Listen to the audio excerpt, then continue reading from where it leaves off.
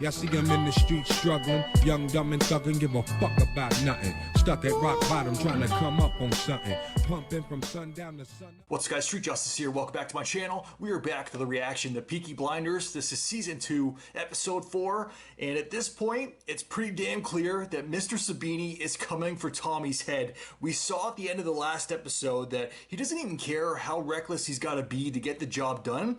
He just wants to see him dead. And yeah, there's still 3 episodes left this season, so I'm sure there's going to be more hits coming. I also discussed this next bit quite a bit in the recap for the last episode, but Aunt Polly and her son Michael, I really don't want him to be there for the wrong reasons or for bad intentions, because I just know that it will break Polly, and I think you guys know that Polly is probably my favorite character next to Thomas, and she's about the same as Arthur as well. I really like all 3 of those characters, so yeah, I just don't want to see her hurt anymore because I feel like she deserves better. But like I said, there's still a lot of episodes left this season, so I have a feeling that he might not be there for the best of reasons. But yeah, if you guys are looking for my full reactions to the show, the link to my Patreon is down in the description below. If you guys haven't already subscribed to the channel, now's a very good time to click that button down below. Smash that like button while you're there. With that said, let's jump right in. Let's check it out. Let's go. Harold Hancock's.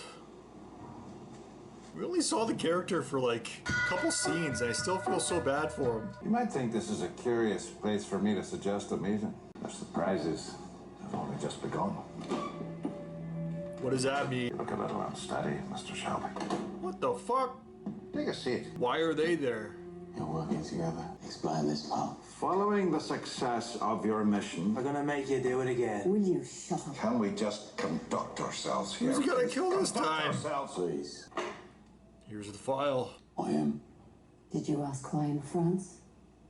Yeah. So it's the same answer.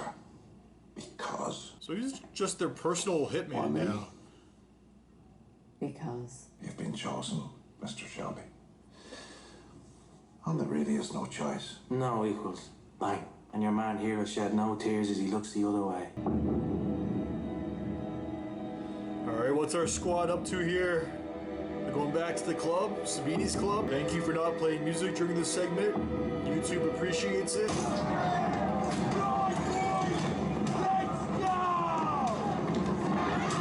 fucking go to war! Arthur's gonna kill someone. You know he's on coke. Get him!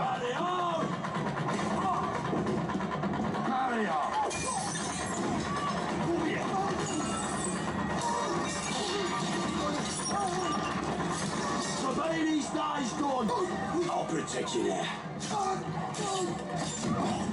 Oh my god! You want to tell them or should I?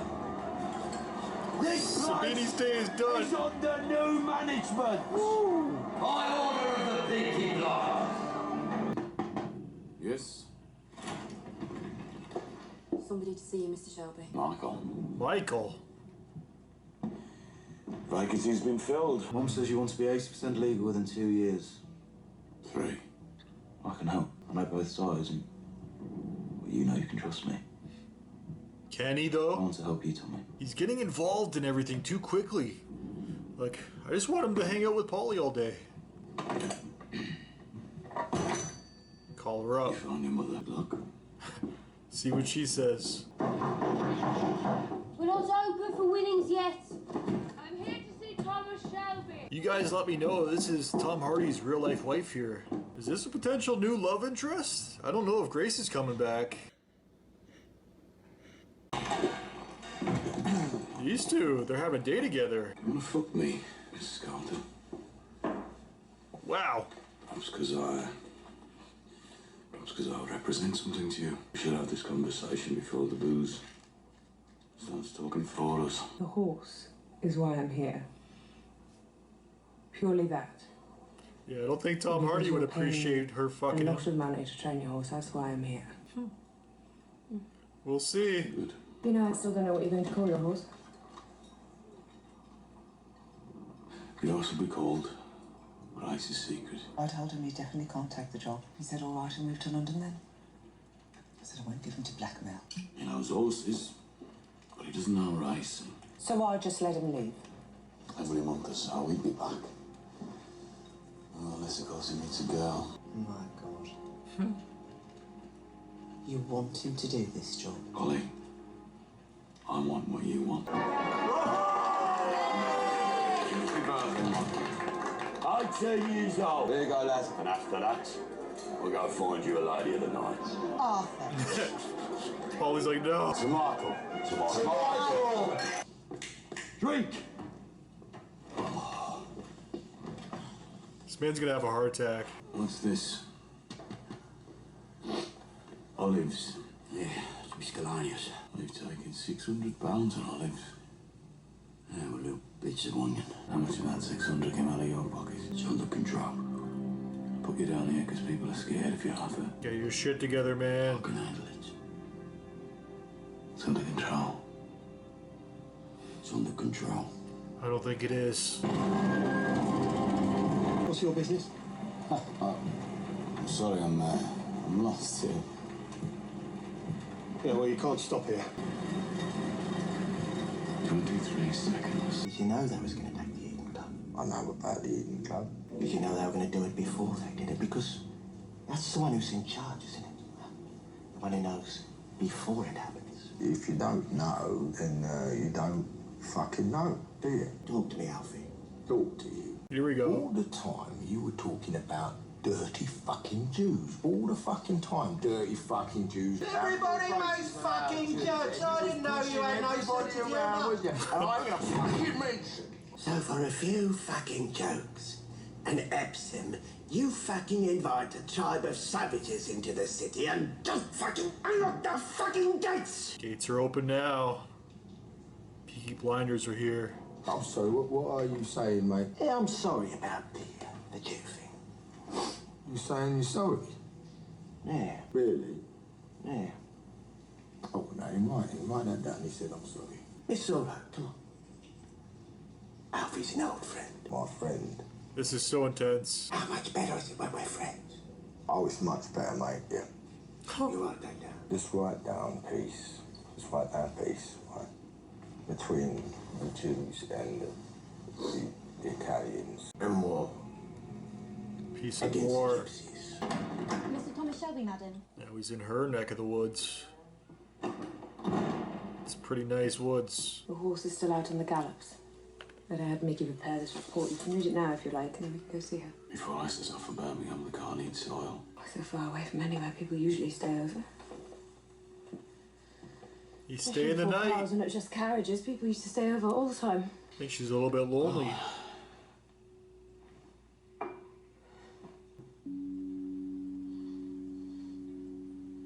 No smoke. I put all his photos in a drawer and locked it. As if that was going to make a difference. She's still processing, grieving a bit. Now, do you have a map Completely changes the of subject. the house? Do you have a map? Because I'm not going to be able to find my way in the dark. And I'm going to turn the handle of your bedroom door Okay. without making a sound. And none of the maids will know. They listen. They take turns. So, let them listen. Let's go and get a drink. I'm all right. Come on, it's payday. They won't serve a black man without a Shelby by his side. He needs him there. So you're using me? Yeah? Come on. I feel like he's gonna get in trouble here. Uh-oh. Drama already. I don't drink in Portugal Blacks. Then fucking get out. I like it. Here. You fucking nigger.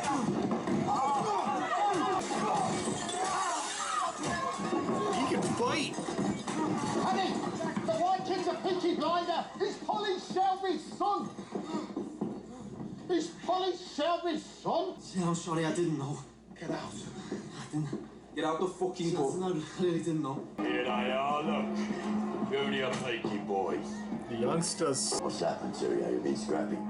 Oh, some idiots to Marcus. Marcus, eh? Where's your dad? Preaching. Right. Wow. Family, look at this shit. Where are you going? We won't be long. The second they named it, they were up out their seats. She's waiting for midnight to strike. Down, coldness, cool their desire. Damn. Dawn said, let's build a fire.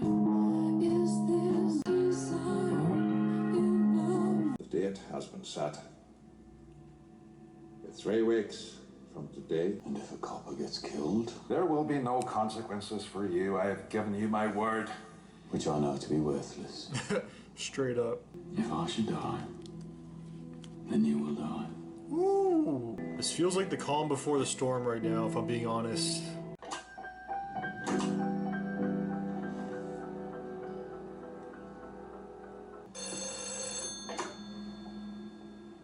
Hello? Who's that? Call got cut. I Holy guess the shit. telephone lines in England are not so good, huh? He wanted her to pick up. She knows who it was, too. Wow. Alright guys, that was Peaky Blinders Season 2, Episode 4, and a lot went down this episode. It kind of felt like a setup episode, but at the same time, there are still a lot of events that we gotta talk about. So the first one I do want to go over is the very end. Grace is back, or is she? I don't know if she's back for the remainder of the season, or if that was just a reminder that, hey, she is still a part of the show. That was very interesting. The fact that Thomas actually picked up the phone, even after his encounter with May, earlier on in the episode. Not too much earlier on in the episode either, because even after they had their encounter, he still calls her up. He's still thinking about her, clearly, and he didn't say anything when he actually reached her because it was her husband. I'm pretty sure that was her husband that actually answered the phone. That's crazy. That's the first we've seen of Grace all season. It took 4 episodes, and these seasons are only 6 episodes each, so that's kind of crazy. I'm assuming that she's going to play a bigger part of the show moving forward for future seasons, and this was more or less just a reminder that, hey, she is still here, she is still involved, but there's a couple other things I do want to go over. One is something I actually found super intense, yet at the same time freaking hilarious. And that was the meeting between Sabini and Alfie. I believe that's Tom Hardy's character's name. This is the first episode where I really heard it, so I'm pretty sure it's Alfie, but that whole scene was freaking hilarious when they're like, write it down, Camden Town or Fairley Road or whatever it was, write it down. He's much better as a friend than he is as an enemy. Write that down. Peace, write that down. Like, that whole meeting was freaking great. At the same time, it was so intense because I honestly thought Sabini was there to fuck shit up after what happened at his club, and oh my god, that whole nightclub attack, that was insane. Arthur, we already know up until this point, he is a madman. He's freaking insane. And then whenever he has a chance to let loose like that, it's always great to see. But at the same time, I'm a little bit concerned for his character because we do know that he is on the Tokyo. Okay.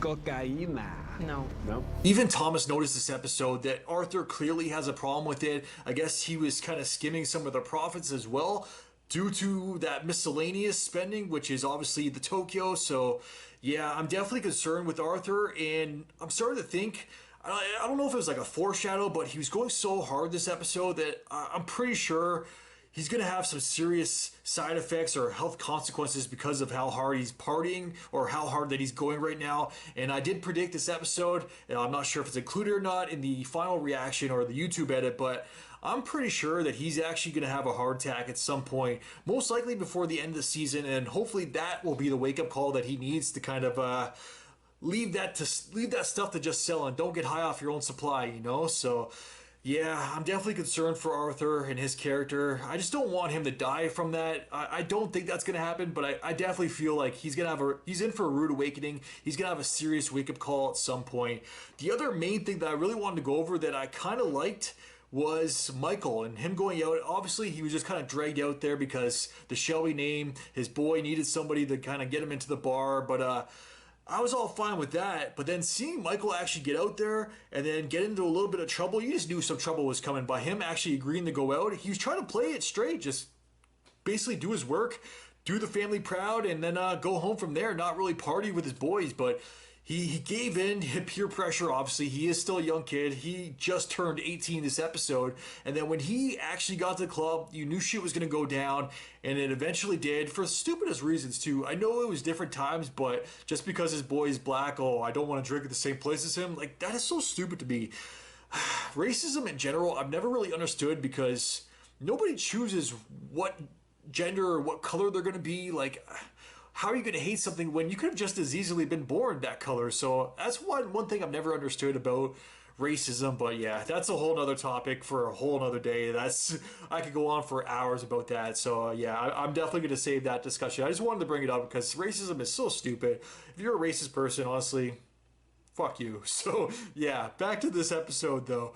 The fight, I was actually impressed by Michael and his ability to fight. I don't know if that's kind of showing us that he maybe has some sort of training, but I don't know. I'm still super suspicious of this kid because he's getting so involved in the business so quickly.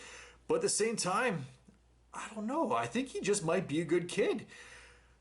Time will tell. I'm not making a prediction on that either way. I'm just remaining super suspicious on Michael, but I was surprised that he could actually fight. He held his own in the bar, so that was pretty cool to see. And then he really came to the realization this episode too, just how much power the Peaky Blinder name holds, or the Shelby name holds, because when he went back to the Garrison and he revealed what actually went down, that they got into a fight at the, whatever that one bar was called, the Marquee or whatever.